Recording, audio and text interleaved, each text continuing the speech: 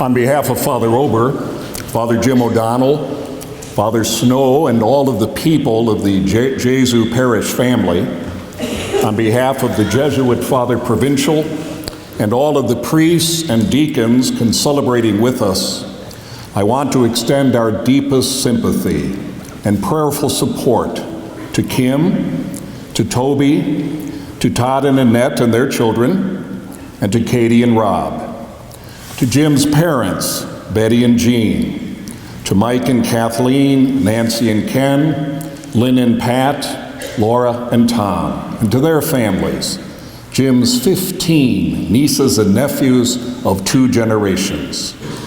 To Kim's parents, John and Hillary, all the way from Brighton, England. And to the faculty, staff, and students of St. Ignatius High School, acknowledging in a special way Jim's dear friends and colleagues in the theology department, including the late and beloved Mike Pennock, Doc. Indeed, to all of the family, relatives, and friends who have come here today, not coincidentally, on the Feast of All the Saints, we offer our deepest sympathy. At St. Ignatius, there is a poster in the hallway near the president's office which reads, "An Ignatius education does not exist to make you better than everyone else. It exists to make you better for everyone else." The author of those words finished his formal Ignatius education in 1974. After 4 years across the street at John Carroll, he became an Ignatius educator himself. For 36 years, what an amazing teacher, inspiration, and role model he became, directly impacting the lives of more than 11,000 students. Only God knows how many more lives he touched indirectly. Right now, I'm thinking about Jim's Sunday night friends, his St. Benedict Joseph Labra friends. Almost 12 years ago, Jim and Tim Grady, who read our first reading, and 2 students got in Jim's car and drove around downtown, passing out sandwiches. They met friends like Jupiter Monday, Roy, Jim McKay, Bopper, and Regina Victoria. That first Sunday night has continued now for 619 consecutive Sunday nights, without fail, on the coldest of winter nights. Mitch Albom wrote a bestseller called The 5 People You Meet in Heaven. His thesis is, when you get to heaven, you will meet people whose lives you touched in a profound way, even though you did not know it at the time. Well, after 9 days now, I imagine Jim has met 5 million people whose lives he touched in the Larch community, led by Jim's saintly hero, the now 86-year-old Jean Vanier, his friends in Labra, his friends on the streets, at the funeral homes, in the classroom. Jim Skerl is the man for whose immortal soul we have come here today to pray, asking for the unlimited, unconditional, and divine mercy of the Lord to come upon him. I have received clear and certain orders from Kim to make it perfectly clear that Jim was not a saint.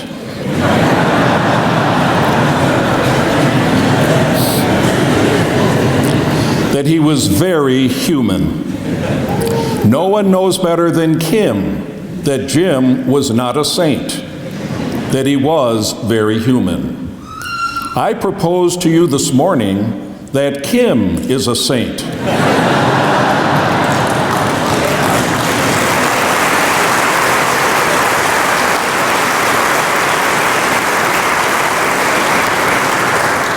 Why?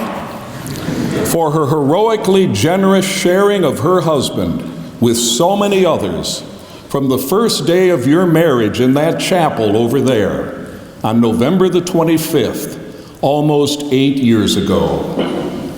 Kim knows that Jim was first and foremost a child of God, a very human sinner who was born on a Friday, the 18th day of May in 1956. It was the 36th birthday of Pope St. John Paul II. 23 days later, on a Sunday, June the 10th, Betty and Jean carried him to the baptismal font at St. Jerome Church, just like that one over there. St. Jerome's, not too far from Euclid Beach Amusement Park. On that day, at the hands of Father William J. Cole, Jim received his inheritance, not silver and gold, but rather the hope and the promise of life, unending, unconquerable, everlasting life, reborn in the saving waters of baptism. Yes, Kim, Jim was not a saint. He was very human. He was a child of God who was redeemed, who for 58 years, 5 months, and 5 days, that's 21,342 days in all, he did his best to discover his God-given talents and abilities, and then use them generously for the good of others. Now, I've acknowledged Kim's orders, and so please allow me to ignore them and to continue with Jim's canonization.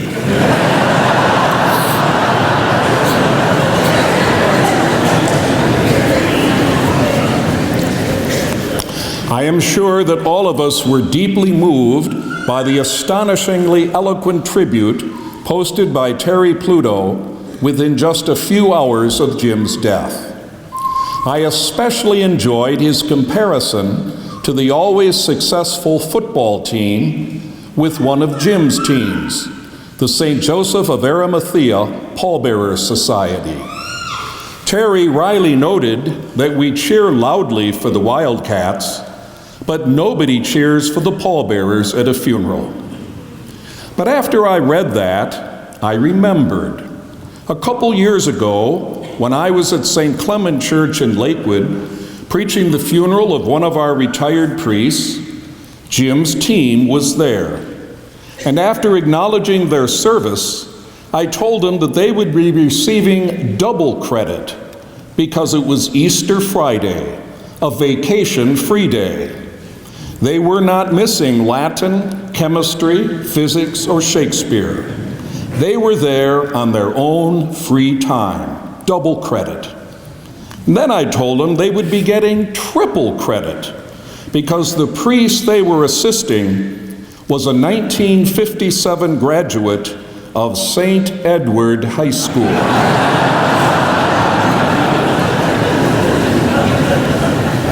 At that, the entire congregation applauded loudly. They did not cheer, but they applauded. And Coach Jim would be quick to remind them that they do not do this for applause or for cheers. They do it AMDG, ad majorem Dei gloriam, for the greater glory of God. Last Saturday, I was talking with my good friend Christopher Williamson, who had driven home from St. Louis University for the wedding of his cousin. He told me how 5 years ago he assisted at a burial at Potter's Field, a very special work of mercy. Afterwards, he was very careful to follow the car of his classmate because they were in a very unfamiliar neighborhood. Unfortunately, he got a ticket for driving a little too fast. The juvenile court judge asked him what happened. Christopher politely explained about the ministry and what they do. It seemed that the judge had never heard of it. "Did you tell all of this to the policeman?"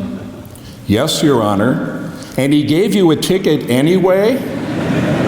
Yes, Your Honor. And with that, the judge tore the ticket into little pieces and pronounced, "Case dismissed." No one cheered the pallbearer that day either, but everyone cheered the judge. Another example of the long reach of Jim Skerl, even into a juvenile courtroom. But once again, as always, Jim would remind us, ad maiorem Dei gloriam. A few days after the overwhelmingly emotional farewell to the school, I asked Mr. Anthony Fior to have Jim's senior students write one sentence, beginning with the words, "Mr. Jim Skerl is ... I was deeply moved by the 95 responses I received. Here are a few of them.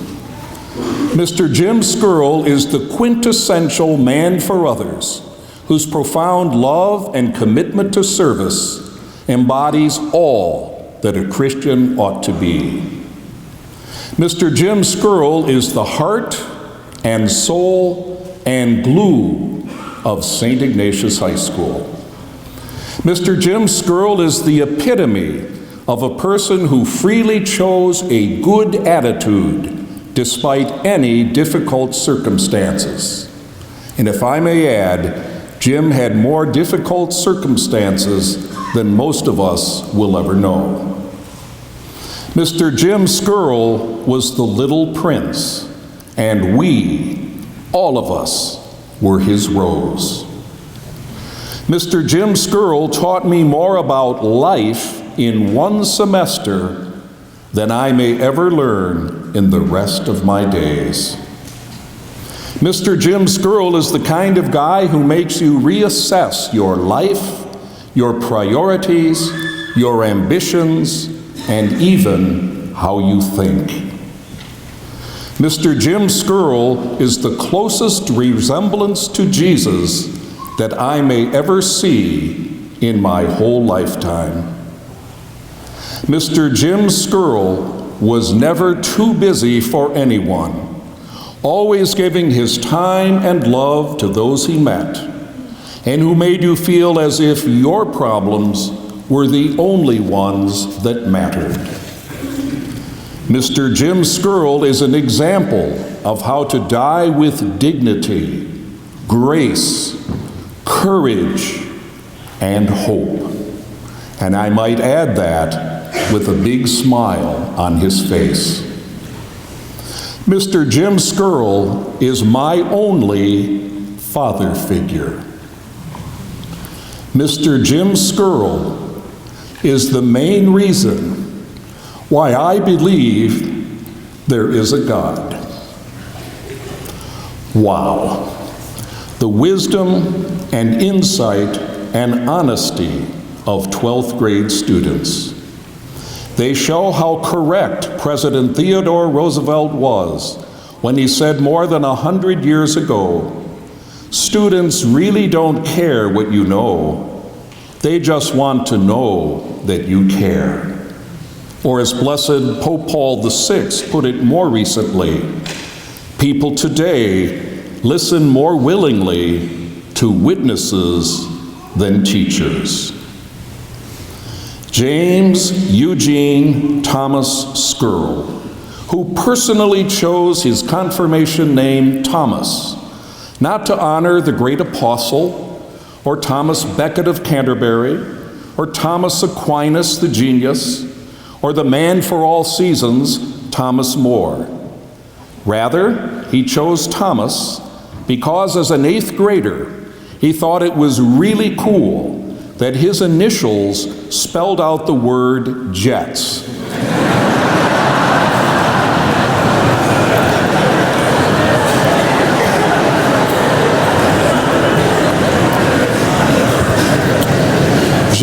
Jets. Now, Kim, that is very human. Jim Skerl, did he not show us how to care? Didn't he give all of us a powerful witness? Was he not a master teacher? But again, he would insist, this is not about me, but rather ad maiorem Dei gloria. We all saw in the Plain Dealer that stunning aerial photo of Jim saying goodbye to his students and colleagues on his last day. There was a very light rain falling on that surreal gathering. In typical fashion, the master teacher barked out one final order. Now, all of you, go back into that building and learn something. There is even larger gathering here today. If our friend could stand up here just one final time, I imagine he might say something like this. Thank you all for coming. I appreciate your prayers for me. Please be good to Kim for me, and to Betty and Jean, my parents, and all my family. All of this fuss is rather embarrassing. Please, go now, and for the love of God, do an act of mercy. I don't care if it's corporal or spiritual, but go out there and do an act of mercy. And of course, do it ad maiorem Dei gloriam. Yesterday, several thousand people came to St. Mary Chapel to pay their respects. I wondered if Jim could ever have imagined years ago that such a tribute could ever happen on, of all days, Halloween. In the late afternoon at the chapel, I received an email with this message. A 10-year-old girl was asked by a classmate what it is like to be a Christian. The girl replied, well, it's like being a pumpkin. God picks you from the patch, brings you in, and washes all the dirt off that you may have gotten from the other pumpkins. Then God cuts the top off and scoops out all the yucky stuff. God removes the seeds of doubt, the seeds of hate, the seeds of greed, and so on. Then God carves you a new smiling face, and God puts His light inside of you to shine for all the world to see. Well, that's Jim Skerl. One more lesson, even at his wake. Seeing God in all things, even in a pumpkin on Halloween. It is said that you can tell a lot about a person by the kind of people with whom he hangs around.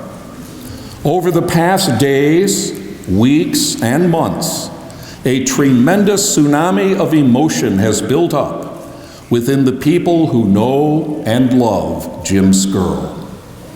I would like to ask Kim and all of the Skerl family to allow all of us, as one, to do something that I think we all need to do. Kim and the Skerl family, if you would all please stand up and turn around and take a look at the kind of people with whom Jim hung around. And I ask the congregation here, would all of you now, as one, for one last time, let Kim and Jim's family know how you felt about him.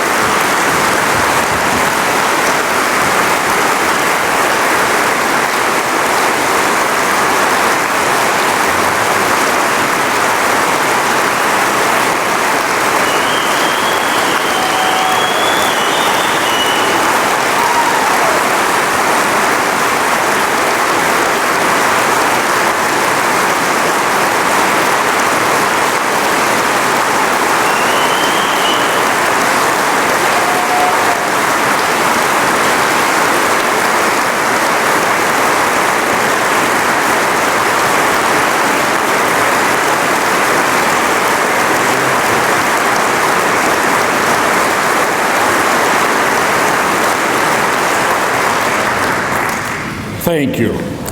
Obviously, we all needed to do that.